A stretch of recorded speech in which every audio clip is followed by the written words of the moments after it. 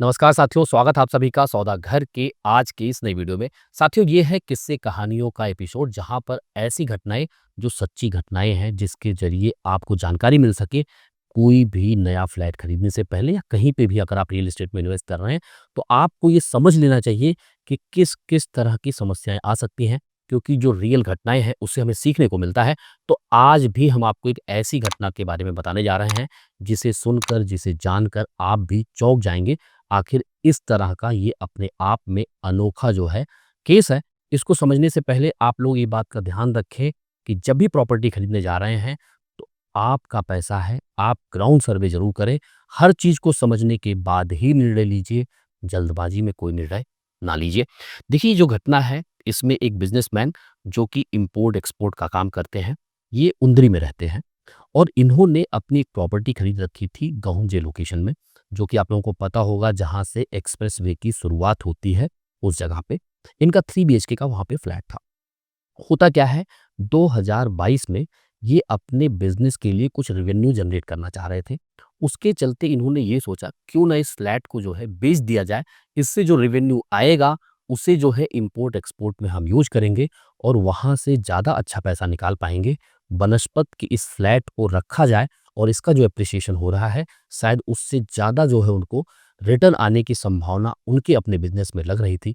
यही कारण था कि 2022 में उन्होंने उस फ्लैट को बेचने का निर्णय किया।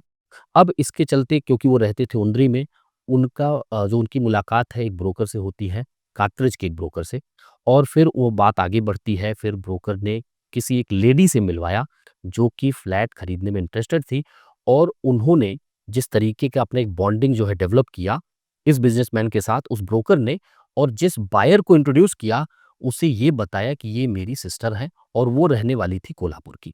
जयसिंहपुर जो कि कोल्हापुर में है, वहाँ की रहने वाली वो लेडी थी।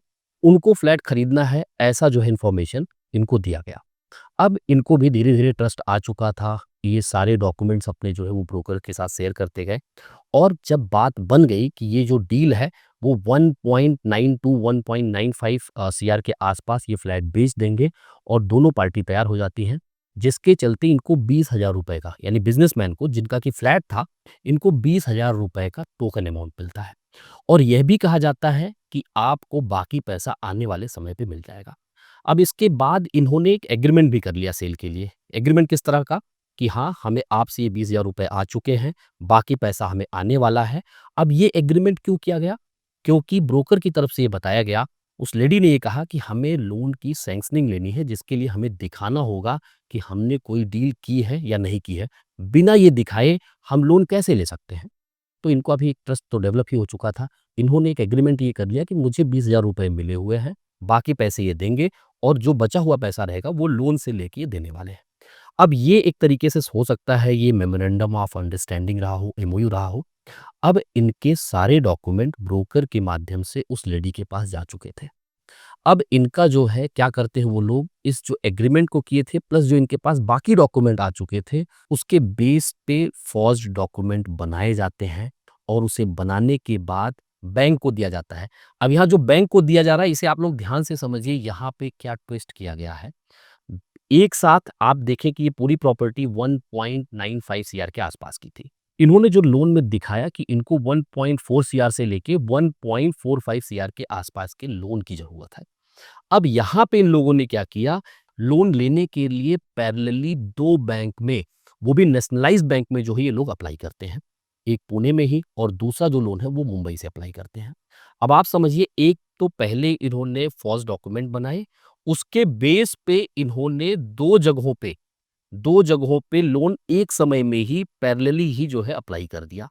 एक जगह पे 1.4 सीआर का लोन सैंक्शन हुआ, दूसरी जगह पे 1.42 सीआर का लोन सैंक्शन हुआ। यानी टोटल अगर आप देखेंगे तो ये 2.82 सीआर का लगभग इनको लोन मिल जाता है। अब देखिए, अब ये पैसा जाएगा किसके पास?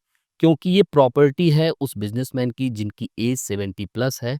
अब क्योंकि लोन इनका सैंक्शन होगा तो जाएगा उनके अकाउंट में। इसको लेने के लिए क्योंकि इनके पास आधार कार्ड थे, पैन कार्ड थे, बाकी जो इनके प्रॉपर्टी के डॉक्यूमेंट्स थे वो थे, प्लस इन्होंने एक एग्रीमेंट भी कराए हुए थे। यानी सारा कुछ जो डॉक्यूमेंट उस बिज़नेसमैन का था, वो इनके पास आ चुका था। अब वो प्रॉपर्टी जो है इन्होंने जो लोन का पैसा आना है वो जाएगा बिज़नेसमैन के पास, वो बिज़नेसमैन के पास ना जाए इसके लिए इन्होंने कोऑपरेटिव बैंक में जो है अकाउंट खुलवाते हैं उस बिज़नेसमैन के नाम पे। और जो दोनों लोन अमाउंट है उसे ट्रांसफर कराते हैं उस कोऑपरेटिव बैंक में और वहां से 2.82 सीआर का पैसा ये लोग विथड्रॉ करते हैं। अब ये सारी कहानी होती है 2022 में ही। अब ये साल बीतता गया, मार्च 2024 में, मिड 2024 में ये बात जो है इनको खटकी कि आखिर जो है बैंक की तरफ से हमारे पास मेल पे नोटिसेस क्यों आ रहे हैं, कॉल्स क्यों आ रहे हैं। और उसके पहले भी बिजनेसमैन ने जो बताया कि उन्होंने कई बार जो है ये ट्राई किया कि भाई आपका सिर्फ 20,000 रुपए ही आया हुआ है, आप बाकी पैसा कब दे रहे हैं या फिर हम उस डील को कैंसल समझते हैं और कैंसल कर देते हैं। तो उस ब्रोकर की तरफ से, उस लेडी की तरफ से ये कहा गया कि नहीं हम लोग पैसे का जुगाड़ कर रहे हैं और हम दे देंगे। और जब समय ज़्यादा बीत गया तो इनको ये लगा कि ठीक है ये डील जो है पूरी तरीके से क्लोज़ हो चुकी है। अब ये लोग तो 20,000 रुपए भी नहीं माँग रहे हैं, तो इसे छोड़ देते हैं। जिसके चलते इन्होंने आगे उस पे कुछ समझने की कोशिश नहीं की। अब 2 साल बीत चुके थे, मिड 2024 आ चुका था। फाइनली एक नेशनलाइज़्ड बैंक की तरफ से आके इनके दरवाजे पे जो है नोटिस जो है चस्पा किया जाता है, क्योंकि बैंक चली जाती है डेब्ट रिकवरी ट्रिब्यूनल में, जहाँ से उनको रिकवर करना है पैसा, क्योंकि अब इसके अगेंस्ट जो प्रॉपर्टी के पैसे लिए गए थे, वो तो भरे नहीं जा रहे। ज़ाहिर-सी बात है ईएमआई वो क्यों भरेगा? अब जब इनके पास ये नोटिस आया तो ये जो है सीधे पुलिस चौकी जाते हैं, वहाँ पे कंप्लेंट दर्ज करते हैं, क्योंकि ये उंदरी में रहते हैं, तो काले पड़ल पुलिस स्टेशन में जाके इन्होंने सारा कंप्लेंट जो है वो दर्ज कराया। वहाँ पे चीज़ों को बताया और एक कंप्लेंट ये दर्ज ही कर रहे थे कि उसी दौरान इनको पता चला कि जो दूसरे बैंक से उन लोगों ने लोन लिया है, वो भी जो है नोटिस इश्यू करके इनके पास चस्पा करने के लिए आ गए।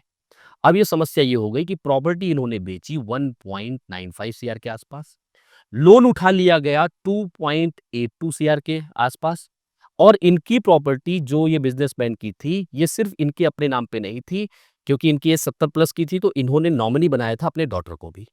अब उस डॉटर के तो कोई साइन ही नहीं थे, जो एक एमओयू भी इन्होंने साइन किया था।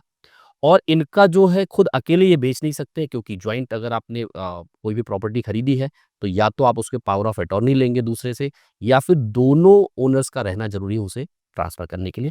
अब यहीं से ट्विस्ट चालू होता है कि आखिर बैंक ने क्यों स्क्रूटनाइज़ नहीं किया कि आखिर जो ये एग्रीमेंट इनको दिखाए जा रहे हैं, ये वैलिड हैं या नहीं हैं? वहाँ पे वेरिफ़िकेशन फ्लैग पे क्यों नहीं किया गया? उसके बाद पुलिस स्टेशन से भी ये बात कही गई कि जब ये सीधे चले गए डेब्ट रिकवरी ट्रिब्यूनल में, तो क्या इतने बड़े फंड रिकवरी के लिए जब ये मामला आया, तो इनका कोई कंप्लेन क्यों नहीं आया पुलिस स्टेशन के पास या किसी भी पुलिस स्टेशन में इन्होंने कोई कंप्लेन नहीं किया बैंक ने। ये सीधे पहुँच जाते हैं डेब्ट रिकवरी ट्रिब्यूनल में, जिसे डीआरटी के नाम से भी जाना जाता है। तो ये बात जो है संदेहास्पद लगती है बैंक के एंड पे भी और सीधे तौर पे बिज़नेसमैन का भी ये कहना है कि कहीं न कहीं इसमें बैंक्स की मिलीभगत है। क्योंकि जब साथियों आप लोग भी लोन लेने जाते हैं, तो आपने सुना होगा नोटिस ऑफ इंटीमेशन के नाम की भी एक चीज़ होती है।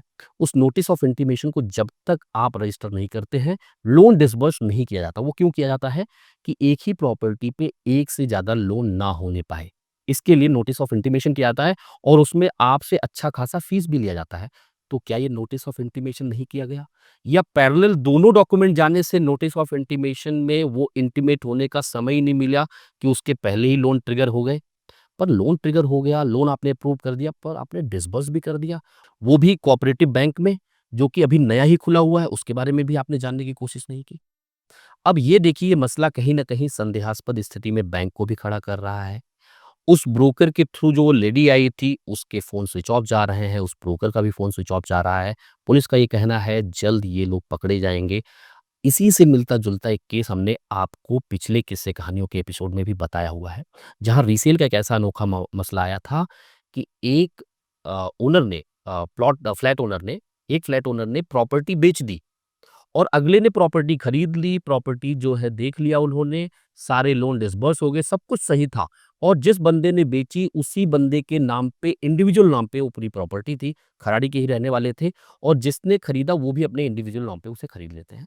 लेकिन जब खरीदने के बाद पूरा पैसा देने के बाद पूरा नो ड्यूज़ हो जाता है और वो उस प्रॉपर्टी का पोज़ीशन लेने के लिए जाते हैं, तो वहाँ पता चलता है कि जिसने बेचा है उनकी वाइफ़ वहाँ पे रह रही हैं और पोज़ीशन देने से उन्होंने साफ मना कर दिया।